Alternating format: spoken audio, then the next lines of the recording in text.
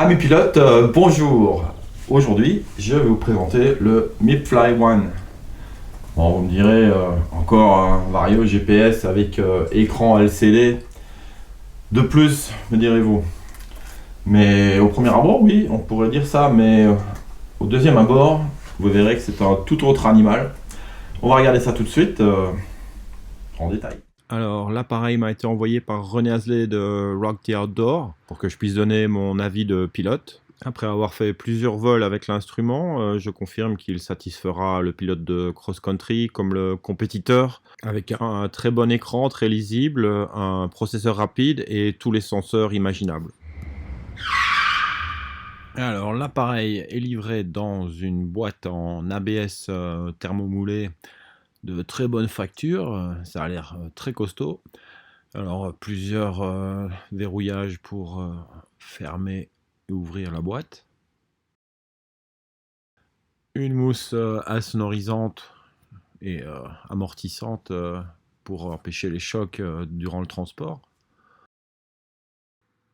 On a déjà vu des instruments endommagés dans les parapentes durant un transport aérien, par exemple. Une housse de protection et pour l'installation sur votre cockpit existe. Elle utilise un velcro classique et est elle-même très classique. Alors, on démarre l'appareil par le petit bouton doté d'une LED sur le côté droit. Ça prend un certain temps pour le démarrage. Il faut noter qu'en fait, l'appareil tourne sous Linux, ce qui explique un peu la lenteur du démarrage, toute relative, et que le logiciel de l'appareil est un logiciel open source. Alors, on profite du démarrage pour un petit briefing sur les boutons de fonction. Donc, le bouton de droite est celui qui permet par une pression courte d'entrer une donnée ou un choix, et une pression longue d'accéder au menu. Voilà, le démarrage est presque terminé. Nous arrivons à la première page et on nous demande de confirmer le démarrage. Sinon, l'appareil s'éteindra automatiquement pour économiser la batterie en cas d'erreur d'allumage. On confirme donc le démarrage par une pression sur le bouton central, directement au-dessous de la boîte de dialogue. Alors, pour s'y retrouver, les boutons de gauche et centraux servent pour monter et descendre dans les menus ou passer d'une page à l'autre par une pression courte. Et également par une pression longue, soit F pour accéder aux fonctions de la page active, ou pour le bouton de gauche pour retourner en arrière par une pression longue, donc quand on est dans les pages des menus. Il est intéressant de voir que grâce aux touches de gauche et centrale, on peut accéder aux différentes pages de manière séquentielle, bidirectionnelle par rapport à d'autres instruments qui obligent à faire toute la séquence de toutes les pages avant de revenir à la page antérieure. Lorsque la page active contient une carte, par une pression longue sur la touche F, on peut activer le zoom qui sera contrôlable par les boutons gauche et centraux, respectivement les flèches vers le haut et vers le bas.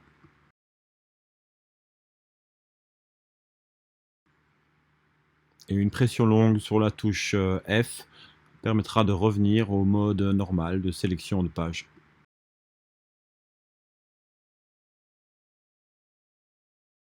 Pour accéder au menu de configuration, il suffit d'appuyer sur la touche menu.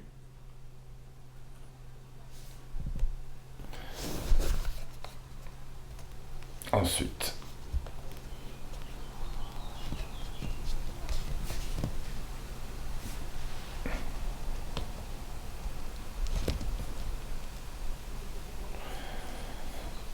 voilà, nous entrons dans le menu principal où nous pouvons gérer le son, la navigation et les cartes, la navigation, la manche, les réglages généraux, les vols, l'avionique, les informations concernant le software qui s'inscrivent ici dans l'écran. On peut changer de thème d'écran, éteindre. Donc nous revenons au son par exemple.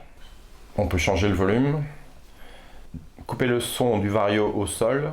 Le square, donc c'est une fonction qui permet d'intensifier le son du vario temporairement.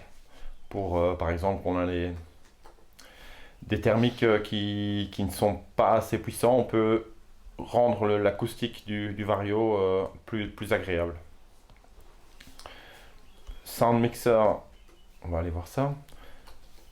Ici, ce sont tous les petits réglages qui permettent de peaufiner la réaction du vario.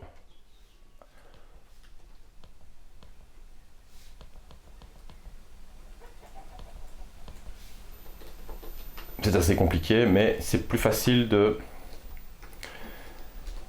faire ça directement sur l'ordinateur. On va voir ça plus tard. Et ici, nous avons une sélection de sound mixers, de profils de son. Donc, nous avons ici le legacy, donc ce sont les anciens sons, des anciens varios pour les propriétaires du MIPFly qui veulent retrouver les sons auxquels ils sont habitués. Ici, c'est pour accéder à des profils de son en ligne. Ici, c'est le son par défaut. Ici, nous avons un profil qui simule le son du FlyMaster. Ici, JBV3, c'est celui que j'utilise normalement. Ici, nous avons encore un autre profil de son qui a été fait par un utilisateur. Et ici, c'est un profil de son que j'ai fait moi-même et que j'utilise pour le moment, qui est une déviation, petite amélioration du profil précédent.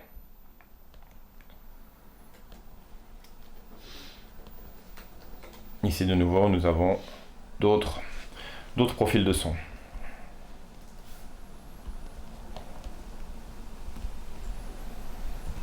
Alors après avoir vu le menu du son, on va voir le menu général. Vous pouvez entrer votre nom et vos données qui seront retenues sur votre fichier de vol. Vous pouvez entrer la localisation pour définir le fuseau horaire et la langue.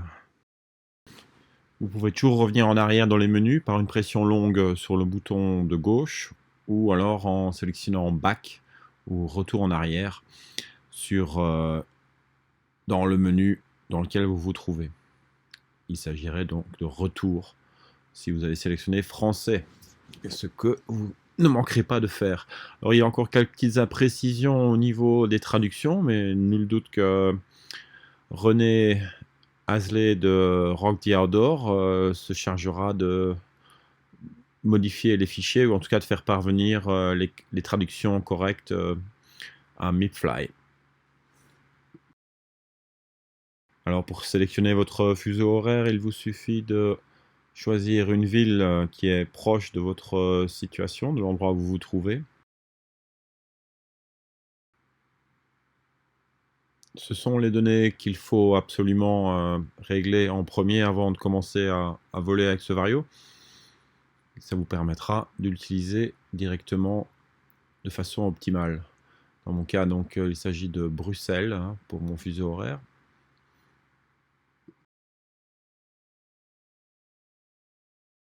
Alors, pour revenir au menu précédent, alors on peut donc appuyer une pression longue sur la touche de gauche. Et nous allons passer à un autre menu important il s'agit du menu communication ou connexion.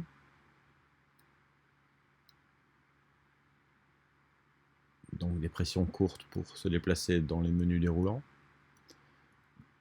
Donc le menu connexion. Passons tout de suite aux possibilités Bluetooth par une pression courte sur entrée. Donc visibilité off, l'appareil n'est pas visible. Une pression courte me permet de le rendre visible par d'autres appareils Bluetooth, notamment par mon téléphone.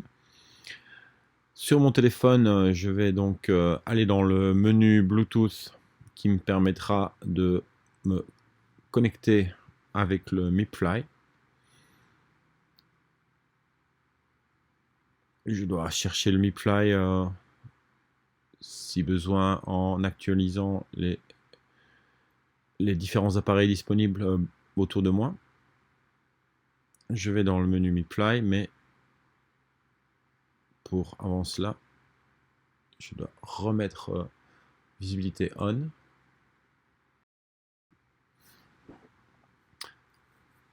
Voilà. Ensuite, je tape sur MIPFly et voilà, je suis connecté. Une fonctionnalité intéressante est un partage direct de fichiers du téléphone au MIPFly. Par exemple, les fichiers OpenAir. Pour cela, il suffit de, une fois connecté, d'aller dans mon navigateur de dossiers ou de fichiers, de chercher le fichier OpenAir .txt correspondant à la journée ou au type d'espace aérien dont j'ai besoin. Ici, notamment, voici le dernier fichier que j'ai téléchargé, un fichier OpenAir texte. Donc, j'appuie longuement sur le fichier, envoyer, Bluetooth, MIPFly. Et le MIPFly reçoit le document OpenAir. Et il va le mettre automatiquement dans le fichier approprié.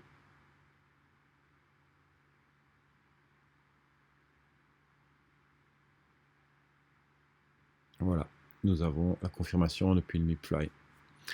Bon, il faudra évidemment aller sélectionner ce fichier pour l'activer ou pas, ou pour en changer, ou si vous changez de localisation. Mais je trouve que c'est très pratique pour télécharger au dernier moment, par exemple, un fichier d'espace aérien. Alors, pour vraiment personnaliser la configuration du MIPFly, il faut se rendre sur le site web mipfly.com et il faut créer un compte. Ensuite, vous vous connectez à ce compte.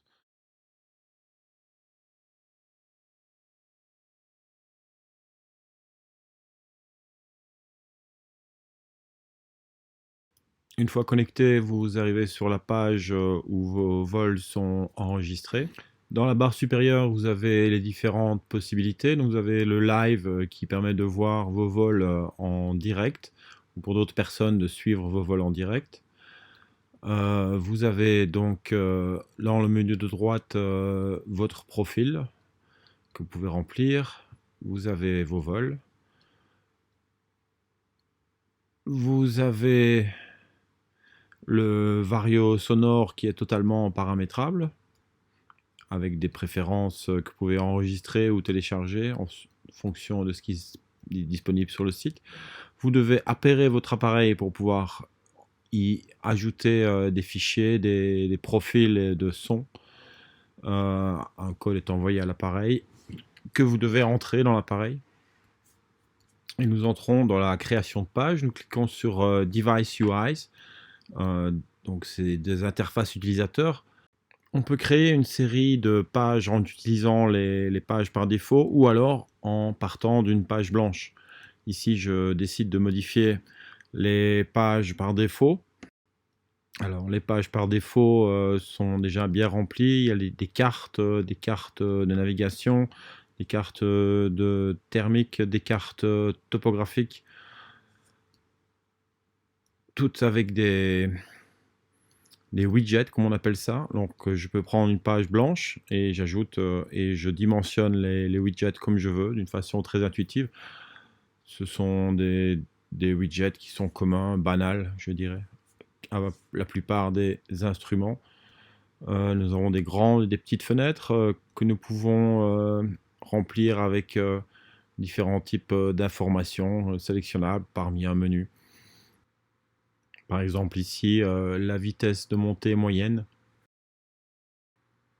C'est à vous de décider quelles informations sont importantes pour vous, dans quelle situation. Il est également possible de sélectionner, d'activer les pages en fonction d'une détection thermique qui elle-même est paramétrable en fonction de votre taux de rotation, le taux de virage. Parmi ces widgets, quelques-uns sont assez innovants. Moi, je citerai par exemple le widget barographe qui donne l'altitude en fonction du temps. Et également, ici, nous avons le terrain qui donne le profil du terrain en fonction de l'orientation de votre parapente ou autre appareil. Bon, c'est toujours assez compliqué d'avoir la géométrie juste pour qu'elle puisse s'adapter à l'écran.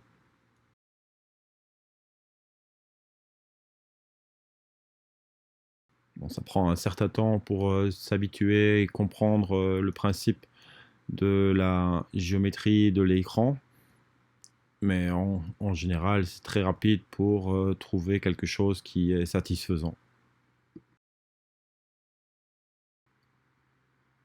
Et alors, une fois qu'on a une combinaison de pages satisfaisante, il ne reste plus alors qu'à l'enregistrer. Elle restera donc sur votre compte en ligne. Et à partir de là, vous pouvez la recharger dans votre page de configuration. Et vous pouvez aussi l'uploader sur votre appareil une fois qu'il est connecté par Bluetooth à votre téléphone, qui lui permet le partage Internet. Donc une fois sélectionnés vos paramètres pour vos pages, vous les sauvez et elles seront enregistrées sur votre compte Mipfly.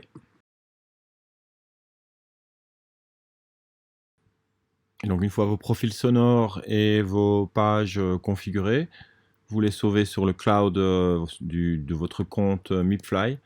Et ensuite, vous pouvez, via la connexion Bluetooth de l'appareil, faire une demande au cloud, enfin au serveur Mipfly, pour retélécharger vos profils de pages et sonores. Voilà, ici, après avoir téléchargé, mes nouveaux profils, mes nouvelles pages sont disponibles dans la liste.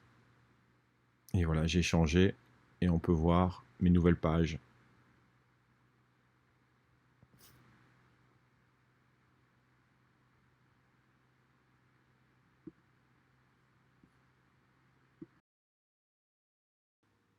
Alors le manuel d'utilisation est disponible sous forme de page wiki en différentes langues.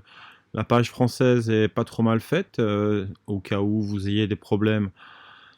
Une traduction automatique Google pourrait être aussi utile, mais je suis sûr que si René de chez Rock the Outdoor s'occupe de la page wiki, tous les détails et tous les dessins seront traduits. Mais ici, il n'y a pas de problème pour comprendre en général. Et c'est assez pointu, toutes les informations sont disponibles.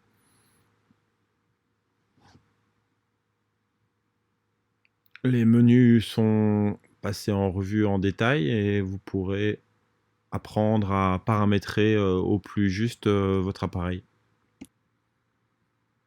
Alors certaines traductions sont approximatives et s'inspirent un peu de l'italien, comme par exemple lorsqu'on voit le widget de la boussole qui est toujours avec le graphisme et les textes en italien.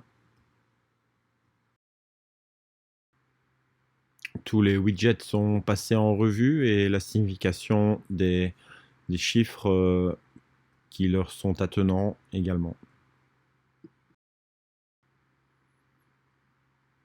Alors nous allons passer maintenant au paramétrage du Vario. C'est assez simple et assez ludique.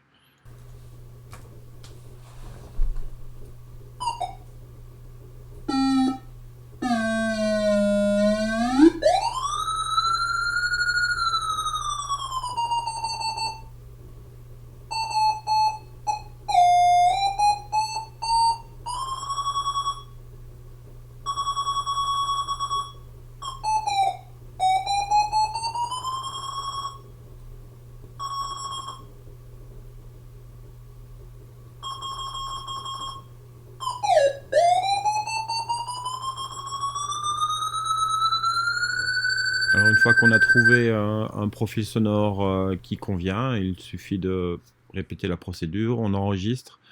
Elle reste sauvée sur votre compte MIPFly et vous pourrez sélectionner ce nouveau profil sur votre MIPFly. S'il a une connexion Internet, il affichera automatiquement les nouveaux profils sonores. Après avoir revu les grandes bases de la configuration de l'appareil, on va passer à quelque chose de plus intéressant. Et c'est ce qui fait que l'appareil pourrait vraiment devenir populaire auprès de certains pilotes. Donc une fois qu'on le connecte par le câble USB, il suffit de sélectionner mémoire appareil qui correspond à Device Storage en anglais, qui permet de rendre l'appareil visible par le système USB. Il apparaît donc sur une page de votre navigateur, en tout cas de votre bureau. Alors étant open source, vous avez accès à tous les fichiers du système, par exemple les sons. C'est ce qui me paraît le plus intéressant pour le développement futur d'une éventuelle intelligence artificielle, où on pourrait, à partir des données déjà présentes dans l'appareil, créer de nouvelles alarmes, par exemple les distances aux balises, l'éloignement des balises, etc. En tout cas, il est tout de suite possible de créer des fichiers sonores si on garde les noms originaux avec un synthétiseur vocal.